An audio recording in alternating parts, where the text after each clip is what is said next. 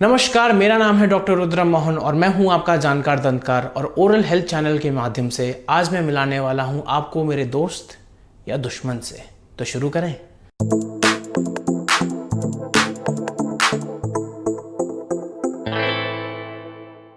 तो आज हम बात करेंगे डेंटल प्लाक के बारे में। डेंटल प्लाक एक ऐसी एंटिटी है जो हर किसी के मुंह में होती है और जैसे ही आप ब्रश करते हो उसके बाद वापस बननी शुरू हो जाती है। मैंने इसको अपना दोस्त और दुश्मन इसलिए बोला क्योंकि दुश्मन ये आपका भी है और मेरा भी, क्योंकि इससे आपकी डेंटल डिजीजेज होती हैं जैसे डेंटल डीके और गम डिजीज और बहुत सारी चीज़ें। और दोस्त क्योंकि अगर ये नहीं होता तो डेंटल डिजीज नहीं होती और हम लोगों की क्लिनिक्स बंद होते।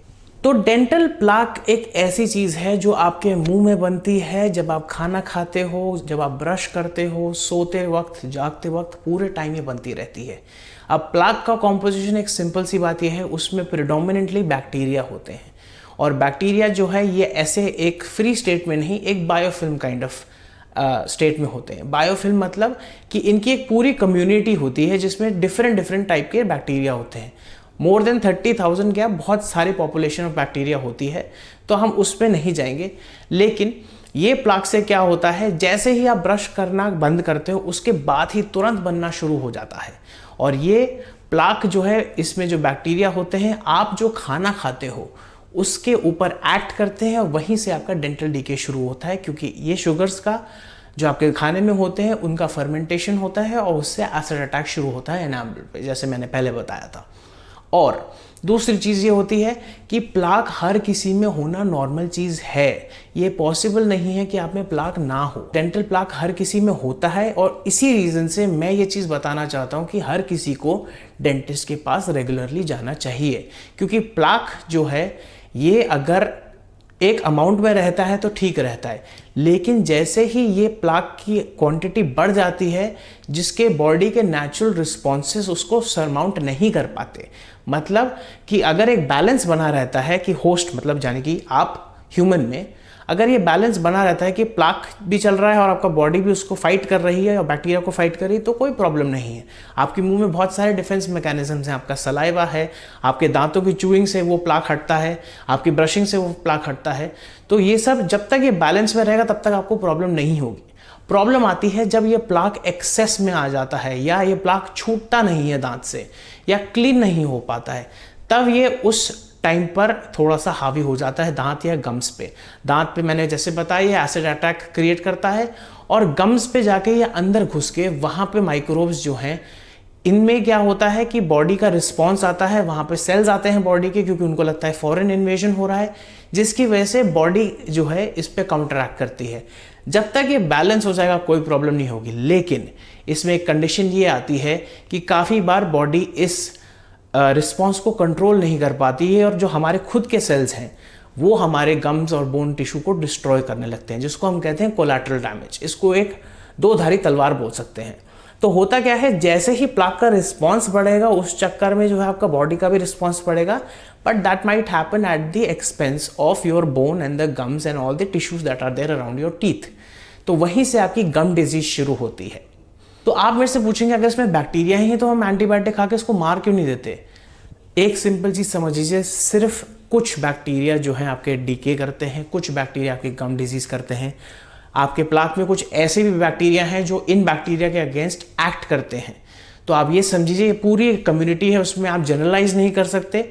ये मैंने एक बहुत फिलोसफिकल स्टेटमेंट बोल दिया है, लेकिन आप समझ सकते हैं कि कुछ तत्वों के चक्कर में जो है आप एंटीबायोटिक खा के नहीं कर सकते। On top of that antibiotic खाने से फायदा इसलिए ज़्यादा नहीं हुआ क्योंकि ये प्लाक एक बायोफिल्म में है। तो एंटीबायोटिक खाने का फायदा इसलिए भी नहीं है, पहली बात आप अपनी बॉडी को जो है एक नए तरीके की एंटीबायोटिक इंट्रोड्यूस कर रहे हो जिसको मेटाबोलाइज होगा, जिसके साइड इफेक्ट्स हो सकते हैं। दूसरी बात, ये प्लाक में बैक्टीरिया जो है आपके फ्री स्टेट में नहीं है कि इसमें डायरेक्टली एंटीबायोटिक एक्ट करेगी और वो बैक्टीरिया मर जाएंगे, और ये भी है कि इस एंटीबायोटिक से बेनिफिशियल बैक्टीरिया भी मर जाएंगे। तो ये समझिए, और ये बायोफिल्म में है। बायोफिल्म का मतलब है उसके खुद के एक कम्युनिटी के एक तरीके का जो उसमें एटमॉस्फेयर बन जाता है, जिस तरीके का स्ट्रक्चर बनता है, उनमें मैकेनिज्म होता है बैक्टीरिया में जो इन एंटीबायोटिक्स को एस्केप कर लें या इनका मैकेनिज्म ही डिसरप्ट करके उनसे रेजिस्टेंट हो जाए।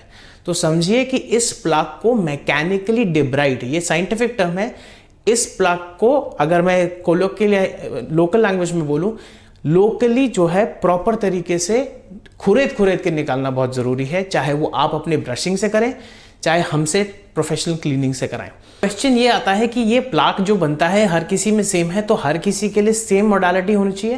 Prevention wise yes, everyone should brush twice a day and floss twice a day and rinse mouth after meals so that we can keep this plaque at bay. But एक चीज़ important ये है कि ये हर किसी में एक न्यूनतम लेवल का तो बनता है, लेकिन सब में डिफरेंट लेवल का भी बनता है। और कुछ अर्ली प्लाक फॉर्मर होते हैं, कुछ लेट प्लाक फॉर्मर होते हैं। मतलब किसी के में बहुत सारा प्लाक छोटे समय में बन जाता है, किसी में बहुत टाइम तक प्लाक बहुत कम बनता है। ये एक इंडिविजुअल ससेप्टेबिलिटी और जेनेटिक्स का खेल है, और आपके हैबिट्स और लाइफस्टाइल। अगर आप देखेंगे कि अगर आप बहुत फाइबरस फूड खा रहे हो तो उसमें एक नेचुरल क्लेंजिंग एक्शन होता है, जिससे प्लाक की जो है क्वांटिटी कम हो जाती है। अगर आप स्मोकर हो तो आप में प्लाक ज़्यादा होगा। अगर आप रिफाइंड शुगर ज़्यादा खाते हो, स्टिकी फूड ज़्यादा खाते हो, ठीक से अपने दांतों की सफाई नहीं रखते, वहाँ खाना फंसा रहता है, तो वहाँ और प्लाक बनता रहेगा। तो एक और क्वेश्चन लोग मेरे से पूछते हैं कि एंटी प्लाक माउथ वॉशेस भी आते हैं, वो कितने इफेक्टिव होते हैं?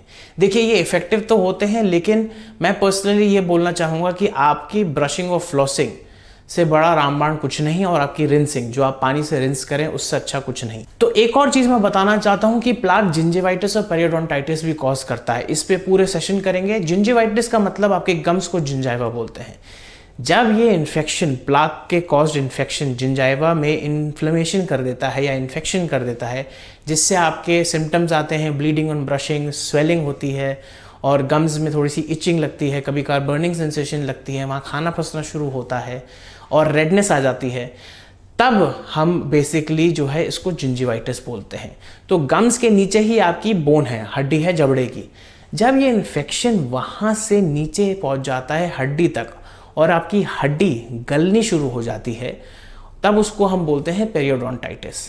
ठीक है, पेरियोडोंटाइटिस का मतलब जब आपकी जो नींव है उस पे अफेक्ट पड़ना शुरू हो जाए और आपके मसूड़े नीचे जाना शुरू हो जाए, मसूड़ों में सड़न या एब्सेस पैदा होनी शुरू हो जाए, तब उसको पेरियोडोंटाइटिस कहते हैं।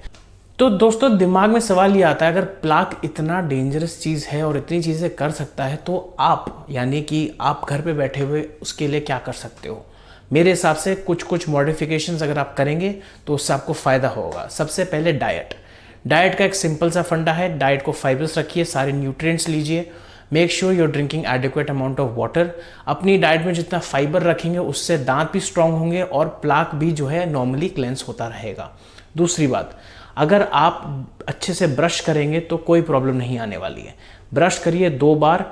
किस टाइप का ब्रश लेना है, कैसे ब्रश करना है, कितने दिन में ब्रश को चेंज करना है, वैसे 3 मंथ्स होता है, लेकिन ये मैं इसके बारे में एक अलग सीरीज निकालूंगा जिसको हम बोलेंगे ओरल हाइजीन मेथड्स। फ्लॉसिंग एक बहुत अंडररेटेड टेक्निक है।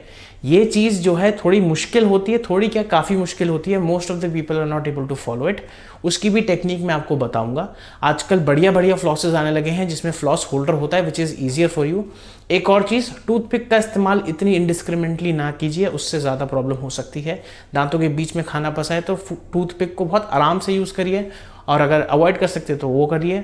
अगर आप कुछ खाना चाहते हैं, स्नैक्स या कुछ भी, तो उसको कोशिश करिए या तो मील से जस्ट पहले थोड़ा सा खा लें, ताकि मील के चबने के बाद जो है वहाँ पे क्लेंजिंग हो जाए, या अवॉइड करें at all between the meals. और स्पेशली रात को कुछ भी ऐसा खा के ना सोएं जो मुंह में अटक जाए। तो रात को कुल्ला करके या माउथ वॉश करके या रिंस करके, वार्म सलाइन रिंसेस करके आप सो सकते हैं, और आपको मेक श्योर करना है कि आपके दांत स्वस्थ रहें। अगर आपको प्लाक के बारे में ऐसा कोई डाउट है जिसके लिए आपको प्रोफेशनल हेल्प लेने की ज़रूरत है, तो प्लीज़ अपना फ़ोन उठाइए और अपने डेंटिस्ट को फ़ोन करिए, या वीडियो कॉल करिए, या व्हाट्सएप करिए, जिस तरीके से भी आप कम्युनिकेट करना चाहते हैं करिए। अगर आपको कोई भी क्वेरी है तो प्लीज़ कमेंट सेक्शन में लिख दीजिए, मैं उसको कोशिश करूँगा अपनी बेस्ट ऑफ एबिलिटीज़ आंसर करने के लिए। I hope this session was good for you, and कोई भी डाउट्स हो तो please find me through this channel and write in the comment section, and I will make sure that we will try to help you. तो आज के लिए इतना ही। जय हिंद।